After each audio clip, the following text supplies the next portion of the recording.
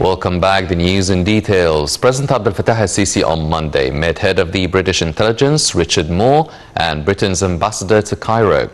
Presidential spokesman Bassem Radi said that President AlSissi welcomed the British official and asked him to convey his greetings to Prime Minister Boris Johnson, stressing Egypt's keenness to boost bilateral cooperation on the security and intelligence levels.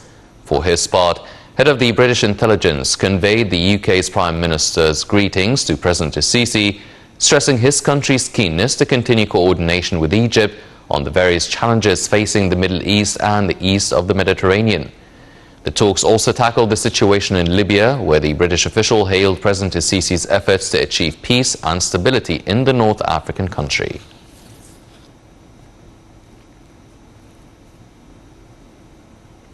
President Abdel Fattah AlSissi instructed to enhance implementation of electricity projects with neighboring countries as they achieve common interests and push forward development efforts to reach the utmost benefits during the year. This came during President AlSissi's meeting on Monday with Prime Minister Mustafa Madbouli and Minister of Electricity and Renewable Energy Mohammed Shakir. The President also directed to adhere to the schedule of implementing electricity projects in Sinai and south of the valley in light of the importance of the electricity sector role in providing developmental needs to these areas, especially to agricultural projects. Presidential spokesman Bassem Radi said that the meeting tackled the ongoing national projects implemented by the Electricity Ministry across the country. Radi said that the President also directed to expand projects of generating electricity from new and renewable energy resources within the partnership of experts from the private sector. During the meeting, AlSissi was briefed on the progress of establishment of electricity infrastructure in the new administrative capital.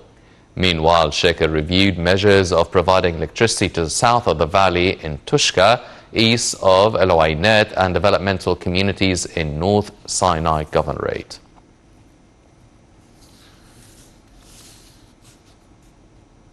Prime Minister Mustafa Madbouli reiterated on Monday that Egypt and the United Kingdom enjoy historical strategic ties.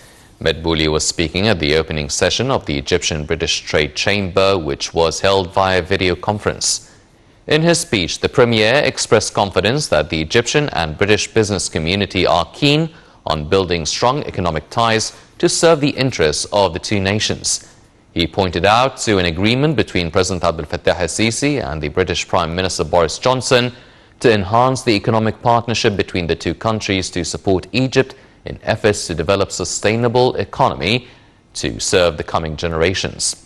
He said that after Britain concludes the process of exiting the European Union, it will have to capitalize on Egypt's distinguished location as a trade hub and a gate to Africa.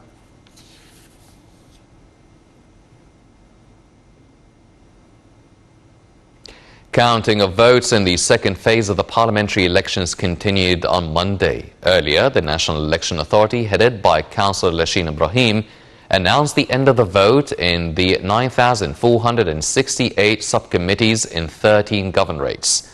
He said that the NEA followed closely the voting process and did not detect any violations.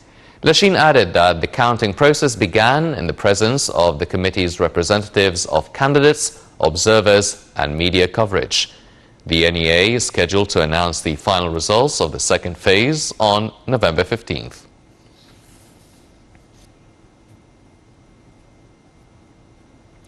Egypt has reported 239 new coronavirus infections, bringing the total number of cases to 109,201 people since the outbreak hit the country in mid-February. The Health Ministry also reported 13 new deaths, bringing the total number of fatalities to 6,368.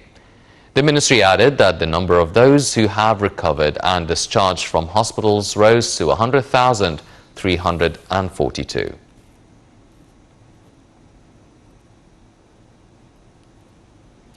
A U.S. drug